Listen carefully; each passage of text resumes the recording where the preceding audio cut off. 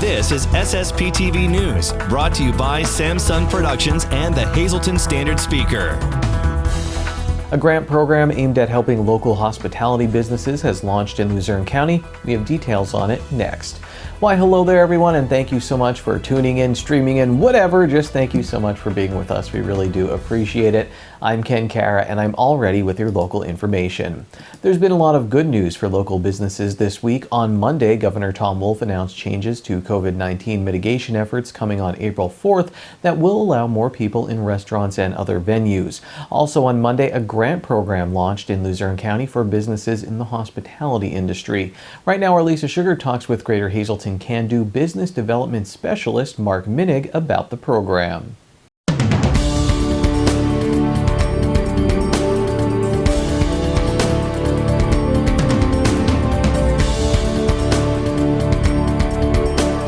What is this program all about? What does it mean? Because there will be grants given out to businesses and they don't have to pay that back.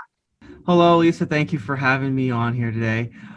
So bring everybody a little bit up to speed. On February 5th, 2021, Governor Tom Wolf signed into legislation, Act 120-21, which allocated $145 million from the Workmen's Compensation Fund to all 67 counties throughout the Commonwealth of Pennsylvania to assist hospitality industry businesses that were adversely affected by the COVID-19 pandemic.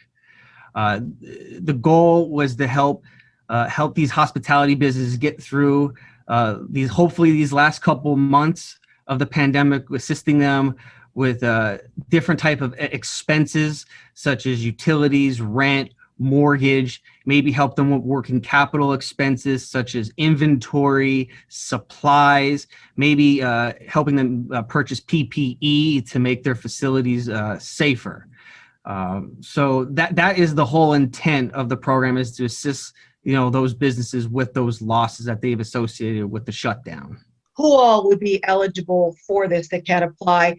And is there a certain size of a business that is eligible? Specifically in the Senate Bill 109, it specifies that eligible businesses, they have to have what they call the North American Identification Certification System Code of 721 or 722. Easier put, it's called the NIAC code.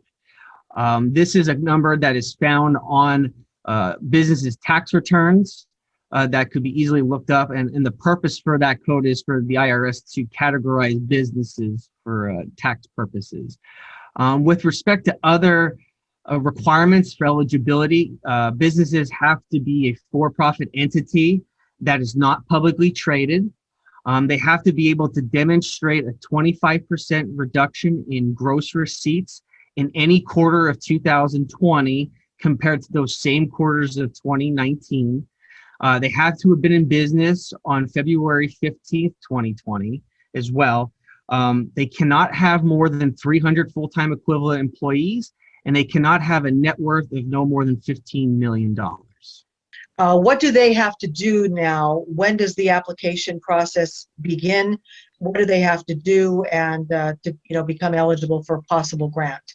I would advise all interested businesses is to go to our website, www.luzernehospitalitygrants with an S at the end.org. When the businesses go to that website, there will be pre-recordings of webinars that we have hosted this past week, both in English and Spanish for business owners. They will be able to look at the tabs and go under like required documents, for example. And we spell out all the documents that will be needed before somebody can apply for this grant. We also provide them with what business information they're going to need to apply as part of the application, as well as business ownership information as well. Also on the website is a frequently asked questions section. And there's probably close to 40 questions that our team thought of that might potentially come up or might be of interest for businesses to know a little bit more about. And so they'll be able to access those questions as well on the website. With respect to the portal, We will begin taking applications starting March 15th at 12 a.m.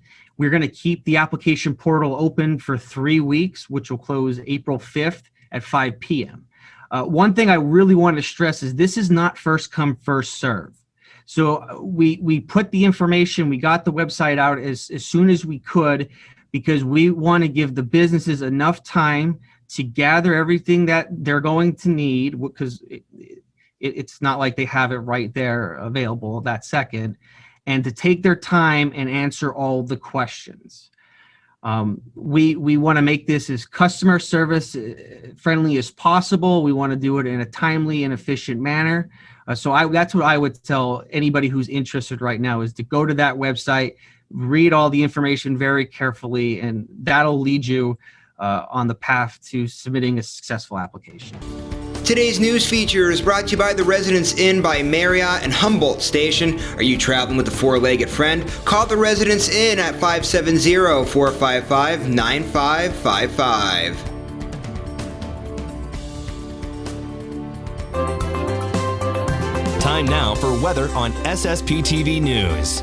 Here's our forecast from the National Weather Service. On Wednesday, it's mostly cloudy with a high in the 40s. Wednesday night, mostly cloudy with a low in the 30s. Thursday, rain is likely, mostly cloudy with a high in the 40s. Thursday night, rain likely, cloudy with a low in the 30s. Friday, snow likely, possibly mixed with rain, mostly cloudy with a high near 40 degrees. Friday night, a chance of snow, partly cloudy with a low in the 20s. Saturday is sunny with a high in the 40s, and Saturday night, mostly clear with a low near 30 degrees.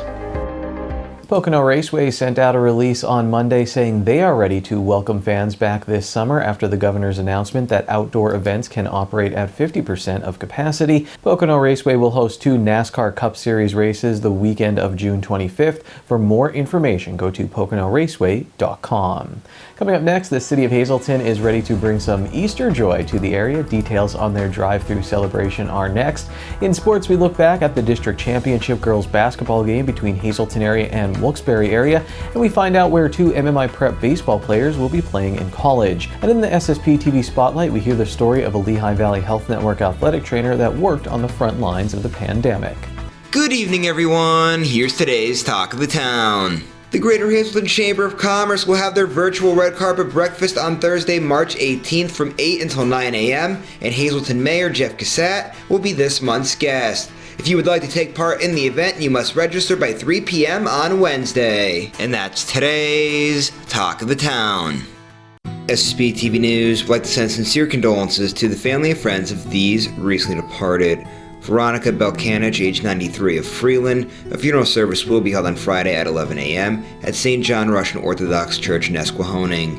Friends may call Friday from 10 to 11 a.m. at the church. The Joseph S. Blazowski Funeral Home is in charge of arrangements. Pierre J. Pete Curtis of Weatherly. A funeral service will be held on Friday at 11 a.m. at the Philip J. Jeffries Funeral Home. Friends may call Friday from 9:30 to 11 a.m. at the funeral home. Evelyn Formica, age 90, of Berwick.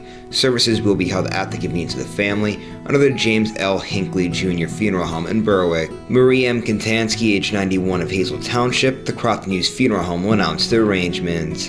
And Michael J. O'Byrne, age 56, of Hazel Township. The Hartman Funeral Home will announce the arrangements.